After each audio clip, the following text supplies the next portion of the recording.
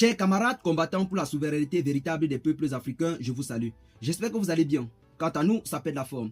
Ici, votre camarade de VDP médiatique pour vous présenter ce 14 août 2026 une information très historique et très stratégique ce jour du côté du Mali, notamment à travers cette décision historique prise par le général Assimi Goïta de gracier l'espion français Yann Vézilier. Tandis que certaines personnes sont en train de critiquer cette décision du général Assimi Goïta, dans cette vidéo, nous allons vous montrer que loin d'être anodine, le général Assimi Goïta a mûrement réfléchi avant de prendre cette décision pour montrer aux yeux du monde la mainmise directe de l'ancienne puissance coloniale dans les opérations de déstabilisation du Sahel, notamment en présentant clairement sa coopération et sa collaboration directe avec ces groupes armés terror-là qui déstabilisent le Sahel depuis plusieurs décennies. Mesdames et messieurs, dans cette vidéo, nous allons vous expliquer clairement ce qui se passe.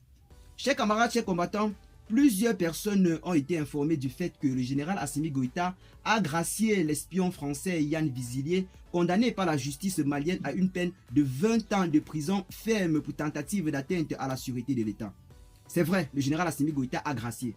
Et nous allons d'abord mettre un accent sur ce que signifie gracier. Gracier veut dire clairement que Yann Vézilier n'a pas été acquitté. Il est reconnu coupable, mais par pitié, le gouvernement, la présidence de la République a pris la décision de le libérer. Mais au fond, nous connaissons clairement que c'est un échange qui a été effectué pour la libération de 82 de nos vaillantes forces combattantes qui se trouvaient dans les cellules de l'ennemi. Oui, mesdames et messieurs. Et c'est une décision historique et très stratégique du général Assimi Goïta. Parce que déjà le simple fait de changer une vie pour sauver 82 autres vies montre à suffisance que la décision est purement stratégique et historique. C'est ça la vérité.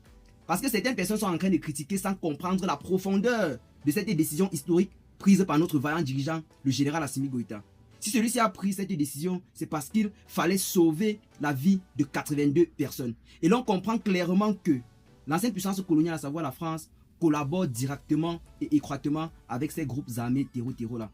Parce que sinon, qu'est-ce qui explique le fait qu'il y a échange entre le gouvernement malien et les terror et que indirectement le nom de la France soit mentionné? Parce que ce sont les terror qui ont libéré les 88 militaires contre les Grecs. Je dis bien contre les Grecs. Si ça dépendait d'eux, ils n'allaient pas libérer ces militaires-là. Parce qu'ils connaissent la force de frappe de nos militaires ces derniers temps sur le terrain des opérations. Mais vu que ce ne sont pas eux qui décident, vu qu'ils reçoivent l'ordre venant d'en haut, notamment de ces impérialistes-là, ils ont été contraints à libérer ces 88 militaires à l'échange d'un seul homme, notamment Yann Vézilier, cet espion français-là. C'est ça qui est la vérité. Et l'on comprend clairement que Yann Vézilier représente pour la France plus qu'un espion. Celui-ci-là est un véritable pion du puzzle gouvernemental français. C'est ça qui est la vérité. C'est une véritable pièce du puzzle gouvernemental français. C'est ça qui est la vérité. Raison pour laquelle sa tête vaut celle de 88 militaires maliens. C'est incroyable. Je dis bien c'est incroyable. L'on comprend clairement que celui-ci était en mission du côté du Mali. Et le gouvernement français avait certainement juré de tout faire pour qu'il retourne retrouver sa famille. Raison pour laquelle ils ont fini par accepter la condition posée par le général Assimi Goïta. Parce que plusieurs personnes comprennent seulement que les militaires ont été libérés, mais ne savent pas que c'est une condition posée par notre gouvernement. Et d'ailleurs, à la télé nationale, ça a été clairement mentionné que depuis que nos militaires ont été faits otages, le gouvernement est en train de travailler activement à leur libération. Et leur libération là stipulait qu'il fallait trouver un marché clair avec l'ancienne puissance coloniale de façon à ce que c'est nous qui soyons gagnants. Parce que nous savions ce que représentait Yann Vézilier pour la France. C'est la raison pour laquelle tout récemment le gouvernement malien a pris l'initiative de le condamner pour montrer à la France qu'ils ne sont pas en train de jouer, qu'ils sont très sérieux et qu'ils vont le faire payer pour cela. N'est-ce pas que faire? L'ancienne puissance coloniale, étant contrainte de négocier, a été obligée d'accepter les conditions du gouvernement malien qui demandait à ce que les terror de la Zawala vident toutes leurs cellules, qu'ils vident toutes leurs prisons contenant nos soldats. C'est ça qui est la vérité. Et ce qui a été fait. C'est ça qui est la vérité. Parce que je vois actuellement là, les terror disent que non, le gouvernement malien a échangé plutôt les soldats pour un de leurs chefs qui avait été arrêté. C'est pas ça, mesdames et messieurs. Nos soldats ont été libérés pour payer la tête de l'espion français. C'est ça la vérité. Et c'est l'ancienne puissance coloniale qui a donné l'ordre directement à cette Théo de Lazawa de libérer immédiatement ces soldats-là pour sauver la tête de leurs confrères, notamment Yann Vizilier qui a été arrêté du côté du Mali. Donc on comprend clairement que la décision du général Assimi Goïta est une stratégie. Et une stratégie qui a tout son sens. Parce que faire entrer à la maison 88 de nos hommes, c'est véritablement historique. C'est historique. Donc on comprend que notre général Assimi Goïta mène de véritables négociations pour le respect et la dignité. Parce que c'est plus comme avant que c'était l'ennemi qui dictait les règles sur le terrain. Parce qu'avant, ceux-ci étaient intouchables dans nos pays. Nous ne pouvions pas les faire chanter. Eux, ils déstabilisaient nos pays, mais on les regardait. Mais actuellement, ce n'est plus le cas. Vous essayez de nous déstabiliser, nous allons vous prendre à la gauche. C'est un espion qui a été libéré. Oui, il va rentrer. Il a été expulsé directement du territoire. Donc, c'est pas comme s'il a encore 2 jours à faire du côté du Mali. Parce qu'on connaît que c'est un dangereux. Je dis bien qu'il n'a pas été acquitté, il a été gracié. Donc, il est tout reconnu coupable. Donc, jusqu'à présent, il est tout reconnu comme un espion.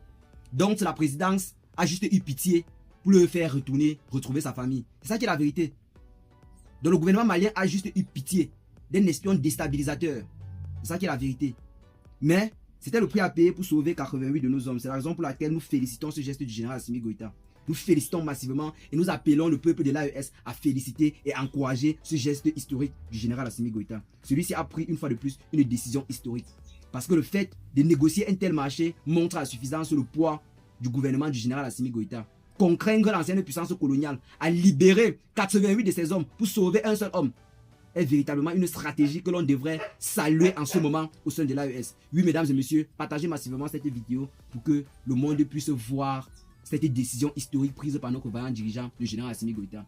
Et pour contrecarrer ces discours pro-terreau qui depuis quelque temps ici sur les réseaux sociaux cherchent à vouloir faire croire que cette décision du général Assimi Goïta de gracier l'espion français est un aveu de faiblesse. Non, mesdames et messieurs, ce n'est pas un aveu de faiblesse du tout. C'est juste une stratégie. Le général Assimi Goïta a utilisé ce que l'on appelle la stratégie. Une stratégie qui, après avoir été expliquée au peuple malien, mérite d'être félicitée. C'est parce que le gouvernement ne pouvait pas communiquer ouvertement sur ce qui se passe derrière. Mais à maintes reprises, le gouvernement malien a confirmé clairement que l'ancienne puissance coloniale, à savoir la France, mène des opérations dans l'ombre pour déstabiliser le Sahel. Et pour preuve, ceux-ci ont déjà eu à porter plainte contre la France du côté de l'ONU. Mais vu que la France est une grosse tête au sein de l'ONU, à chaque fois, ils jonglent les choses, pour laisser passer. Mais au fond, nous connaissons la vérité, mesdames et messieurs. Donc, une fois de plus, nous vous appelons à partager massivement cette vidéo et à saluer ce geste historique de notre général Assimi Goïta qui a permis de faire rentrer à la maison 88 pères de famille. C'est historique. 88 papas de famille qui ont été coupés de leur famille depuis plusieurs mois et qui se trouvaient dans des conditions pas très catholiques entre les mains de ces terreaux de la Zawala qui eux-mêmes n'ont même pas de quoi manger. Ceux-là n'ont même pas de quoi manger. Combien de fois pouvoir nourrir nos vaillantes forces combattantes? Il est bien vrai que nos militaires qui sont rentrés paraissent un peu affaiblis, mais le programme mis sur pied par le gouvernement pour les faire récupérer doit résoudre le problème en un rien de temps. Donc, chers camarades, chers combattants, une fois de plus, nous vous appelons à partager massivement la vidéo, à vous abonner à la chaîne si ce n'est pas encore fait et à très bientôt la famille pour de nouvelles informations. La patrie ou la mort, nous vaincrons. Ciao.